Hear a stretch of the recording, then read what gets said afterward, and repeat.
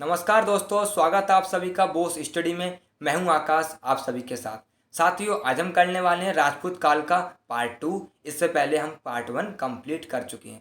तो साथियों, जिन्होंने मेरी पिछली क्लासें नहीं देखी हैं वो जाके मेरी पिछली क्लासें देख सकती हैं। मैं साथियों नीचे इस क्लास में डिस्क्रिप्शन में लिंक दे दूंगा, आप वहाँ से भी मेरी पिछली क्लासें देख सकते हैं। तो साथियों, हम लोगों ने उत्तर भारत को कंप्लीट कर लिया, फिर हमने दक्षिण भारत को भी कंप्लीट कर लिया, और साथियों हमने त्रिपक्षीय संघर्ष को भी कंप्लीट कर लिया। और साथियों, आज हम जो है वो राजपूत काल को भी कंप्लीट कर लेंगे। फिर साथियों हम बढ़ेंगे मध्य भारत, फिर सल्तनत काल की तरफ। तो दोस्तों, हम लोगों ने कल क्या कंप्लीट किया था मैं बताता हूँ। देखो, जो कल लोग नहीं आए थे वो अगर आज आए हो तो बताता हूँ कि साथियों हम लोगों ने प्रतिहार वंश, गहड़वाल वंश और चौहान वंश को कंप्लीट कर लिया था। अब दोस्तों, आज हम जो कंप्लीट करने वाले हैं वो क्या करने वाले हैं, परमार वंश, चंदेल वंश और चालुक वंश को हम कंप्लीट करेंगे। और फिर हमारा क्या होगा साथियों, जो राजपूत काल है वो कंप्लीट हो जाएगा। मैंने आपको बताया था साथियों कि जो राजपूत का जो क्षेत्र था या एरिया था वो कुछ यहाँ तक लोकेटेड था, इस तरफ। तो साथियों क्या था, यहाँ तक इनका एरिया जो था वो इधर लोकेटेड था, और इन्होंने दिल्ली तक क्या किया था, कब्जा कर लिया था। तो दोस्तों, आज हम पढ़ने वाले हैं परमार वंश से। शुरू करेंगे हम कहाँ से, परमार वंश से। तो दोस्तों, परमार वंश के जो संस्थापक थे वो कौन थे, उपेंद्र सराज थे। कौन थे, उपेंद्र सराज। यह प्रारंभ में प्रतिहार वंश के अधीन थे। किसके अधीन थे यह, तो यह प्रारंभ में प्रतिहार वंश के अधीन थे। और संस्थापक कौन थे, तो उपेंद्र सराज। दोस्तों, ये क्वेश्चन बहुत आते हैं एग्जाम में, इसलिए आपको इनको बिल्कुल निरंतर इन्हें पढ़ना पड़ेगा और इन्हें याद भी रखना पड़ेगा। इनकी जो राजधानी थी वो क्या थी, वो धारा नगरी थी। इनकी जो राजधानी थी वो धारा नगरी थी। और प्रारंभ में इनकी राजधानी क्या थी, तो उज्जैन थी। क्या थी, तो उज्जैन इनकी प्रारंभ में राजधानी थी। किसकी, परमार वंश की। इस वंश का जो सबसे शक्तिशाली शासक था वह कौन था, तो राजा भोज। कौन था, राजा भोज। आपने गाना सुना होगा कि कहाँ राजा भोज और कहाँ गंगू तेली। तो साथियों, वही जो राजा भोज है वो इन्हीं के बारे में कहा जाता है। जो गाना वो है वो इन्हीं के बारे में कहा जाता है। और ये कौन है, यह है राजा भोज। जो किस वंश से बिलोंग करते थे, तो परमार वंश से यह बिलोंग करते थे।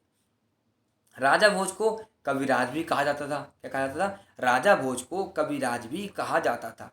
भोज ने अपनी राजधानी में सरस्वती मंदिर का निर्माण भी करवाया था। तो दोस्तों, क्वेश्चन आपसे ऐसे पूछ सकता है कि सरस्वती मंदिर का निर्माण किसने करवाया, राजा भोज ने। या राजा भोज ने किस मंदिर का निर्माण करवाया, या फिर साथियों राजा भोज किस वंश से बिलोंग करते हैं। तो कई क्वेश्चन आपसे यहाँ से पूछे जा सकते हैं। अब दोस्तों आते हैं चंदेल वंश। कौन से आते हैं, चंदेल वंश। देखिए, हम उतना ही पढ़ेंगे जितना हमें महत्वपूर्ण होगा, वरना साथियों पढ़ने के लिए तो बहुत कुछ है, बहुत पढ़ने के लिए, लेकिन हम उतना ही पढ़ेंगे जो हमारे लिए एग्जाम बेस से महत्वपूर्ण होगा। अब साथियों हम पढ़ेंगे चंदेल वंश के बारे में। तो चंदेल वंश की साथियों स्थापना जो की थी वो किसने की थी, नन्नूक ने की थी। किसने, नन्नूक ने इसकी स्थापना की थी। प्रारंभ में यह भी साथियों किसके अधीन थे, तो यह भी गुजर वंश के अधीन थे। इनका साथियों जो साम्राज्य था या क्षेत्रफल था वो यहाँ तक विस्तार था। कहाँ तक था, इतने स्थित क्षेत्रफल में यह विस्तारित थे। इनकी राजधानी थी कालिंजर। क्या थी, इनकी राजधानी कालिंजर यानी कि महोबा। कालिंजर का दूसरा नाम महोबा भी था। तो साथियों, अगर एग्जाम में आपसे आता है महोबा तो आप कंफ्यूज मत होना, कालिंजर और महोबा दोनों ही आप याद कर लेना, इससे आप क्या होंगे, कंफ्यूज नहीं होंगे। चंदेल वंश का सबसे प्रतापी शासक जो था वह कौन था, यशोवर्मन था। कौन था, तो यशोवर्मन चंदेल वंश का सबसे प्रतापी शासक था। यशोवर्मन कन्नौज पर आक्रमण कर प्रतिहार राजा देवपाल को पराजित किया। तो यशोवर्मन ने किस पर आक्रमण किया, प्रतिहार पर आक्रमण किया। जो प्रतिहार इन पर अपना साम्राज्य विस्तार कर रहे थे उन्हीं पर इन्होंने, यशोवर्मन ने क्या किया, अपना आक्रमण किया और कन्नौज पर क्या किया, अपना अधिकार जमा लिया और उन्हें पराजित कर दिया। किसे, देवपाल को उन्होंने पराजित कर दिया। अब आते हैं राजा धंग। तो राजा धंग ने अपनी राजधानी कालिंजर से खजुराहो में स्थानांतरित की थी। कहाँ, कालिंजर से खजुराहो में। साथियों, क्वेश्चन बहुत बार पूछा गया है और आगे भी पूछा जा सकता है कि साथियों ऐसे कि कालिंजर से खजुराहो में इस राजधानी किस शासक ने स्थानांतरित की, तो राजा धंग ने स्थानांतरित की। किसने, राजा धंग ने। या फिर खजुराहो किस वंश की राजधानी थी, तो किसकी थी, तो चंदेल वंश की राजधानी खजुराहो थी। राजा धंग ने कंदरिया महादेव मंदिर का निर्माण 999 ईस्वी में कराया था। अब दोस्तों, ये भी एग्जाम में काफी बार पूछा गया है कि कंदरिया महादेव मंदिर कहाँ है, तो साथियों कहाँ पे है, यह आपके खजुराहो में है। और दोस्तों, इसकी स्थापना किसने की, तो राजा धंग ने की। और कब की थी, तो 999 ईस्वी में। ये देखिए कितना सुंदर और कितना आलिशान मंदिर से बनाया गया है। यह इसे मंदिर को साथियों बनाने में काफ़ी समय लगा है, और साथियों यह काफ़ी समय में इन्होंने इस मंदिर को काफ़ी अच्छे से बनाया है। और काफ़ी साथियों प्रसिद्ध है। यहाँ पे क्या होते हैं, काफ़ी जो पर्यटक हैं वो घूमने भी यहाँ पे आया करते हैं। तो साथियों, क्वेश्चन से बहुत महत्वपूर्ण बनता है एग्जाम से आपके कि कंदरिया महादेव का मंदिर कहाँ पे स्थित है, तो खजुराहो में। या खजुराहो का जो मंदिर है वो किसने बनवाया था? तो राजा धंगे ने। और कब बनवाया गया था? तो साथियों इसका निर्माण हुआ था 999 ईस्वी में इसका निर्माण हुआ था।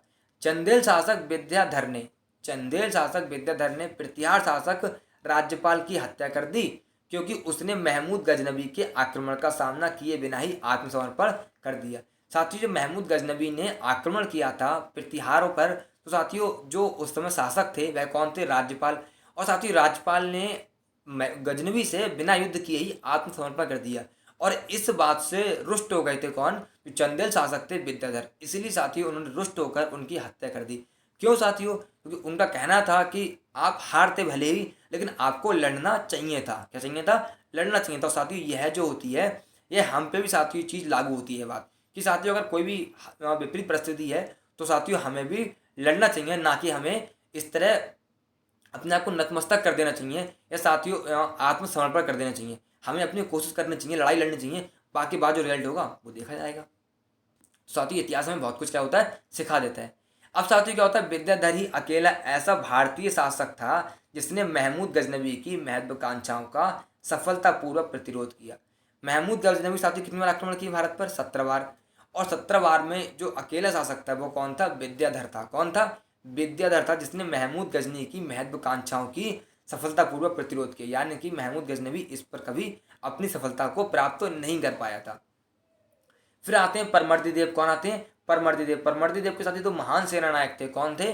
दो महान सेना नायक आलाउदल, जिनके बारे में आप लोगों ने बहुत सुना होगा, लेकिन साथियों आप इनके बारे में आज जान भी लीजिए कि आलाउदल कौन थे। तो आलाउदल दो सेना नायक थे, किसके? परमर्दी देव के। और साथियों किसके थे? चंदेल वंश से बिलोंग करते थे। किससे थे? चंदेल वंश से बिलोंग करते थे। परमर्दी देव के दो सेना नायक थे और नाम क्या था? आलाउदल।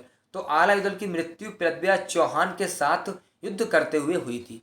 अब साथियों कहीं कहीं प्रमाण इसके ऐसे भी मिलते हैं कि इनके जो आलाउदल थे उनके साथियों सर कट गए थे, लेकिन फिर भी इनका जो धड़ था वह क्या हुआ? लड़ता रहा था। हालांकि ये कितना सत्य है और कितना नहीं ये तो नहीं पता, लेकिन साथियों इसके प्रमाण कहीं कहीं इसको देखने को मिलते हैं और वो भी लिखित में।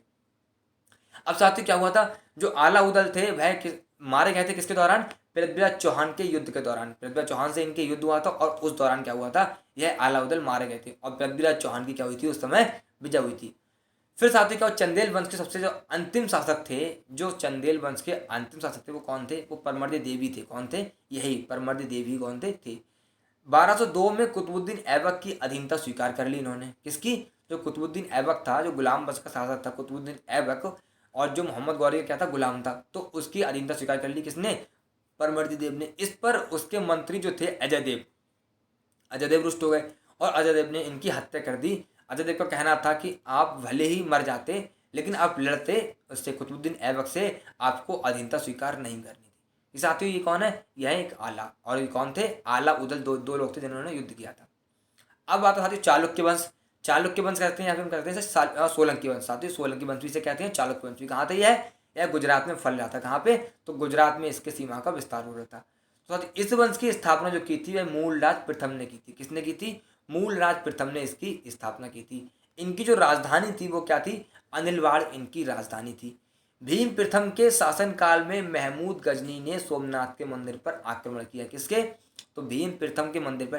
साथियों क्वेश्चन बहुत पूछता है आपका एग्जाम में कि जो सोमनाथ मंदिर पर आक्रमण किया था वह किसके शासनकाल में किया था? तो किसके शासनकाल में किया था? तो जो आपके थे भीम प्रथम चालुक्य वंश से, उनके शासनकाल में सोमनाथ पर आक्रमण किया गजनी ने। इसका निर्माण स्वयं चंद्रदेव सोमराज ने कराया था। किसने? तो स्वयं चंद्रदेव सोमराज ने इसका निर्माण कराया था। इसका उल्लेख ऋग्वेद में मिलता है। कहाँ से मिलता है? तो इसका उल्लेख साथियों जो सोमनाथ मंदिर का उल्लेख है, उसका उल्लेख हमें साथियों ऋग्वेद से भी मिलता है। महमूद गजनबी ने 1025 में सोमनाथ मंदिर पर आक्रमण किया था, मंदिर पर हमला किया, इसकी संपत्ति लूटी और क्या किया साथी? मंदिर को नष्ट कर दिया। यह मंदिर साथियों 2-3 बार नष्ट कराया गया था। एक बार अलाउद्दीन जो अलाउद्दीन खिलजी था उसके द्वारा भी नष्ट कराया गया था। फिर साथियों आपके जो कुतुबुद्दीन ऐबक थे इनका भी बख्तियार खिलजी था, उसके द्वारा भी इसे नष्ट कराया गया था। तो साथियों ये 3-4 बार इसको रिपेयर कराया गया, लेकिन बार बार इसको क्या किया? नष्ट करा दिया। पहली बार जो नष्ट किया वो किसने किया? तो वह किया महमूद गजनबी ने। और आक्रमण कब किया? भीम प्रथम के समय में इन्होंने क्या किया? आक्रमण किया। यह साथियों मंदिर है, यह कहाँ पे है? तो यह सौराष्ट्र में स्थित है। कहाँ पे? गुजरात के सौराष्ट्र में स्थित है। और एग्जाम में साथियों ऐसे क्वेश्चन आता है कि सोमनाथ मंदिर कहाँ पे स्थित है या इस पर आक्रमण किसने किया? या कब किया। तो साथियों इससे आपको कई क्वेश्चन बन जाएंगे। यहाँ भी साथियों काफ़ी पर्यटक घूमने जाते हैं और यह भी क्या है, बहुत ही भव्यशाली मंदिर है।